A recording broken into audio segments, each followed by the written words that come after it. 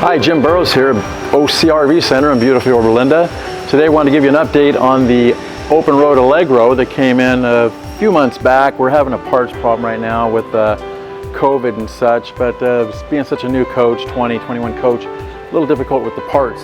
But what we've done in the meantime while we're waiting on parts, we've gotten the frame repaired, took the windshield out, got the whole front cap removed. I think we do have the new cap there over there on the side, or that's the old cap. We do have the new cap around here somewhere, but just keeping you updated. We got the fenders in, I think yesterday, waiting for some suspension parts from Ford. Having more problems with Ford than we are with Allegro right now, but nonetheless, we will continue to progress as the parts come in and keep you updated.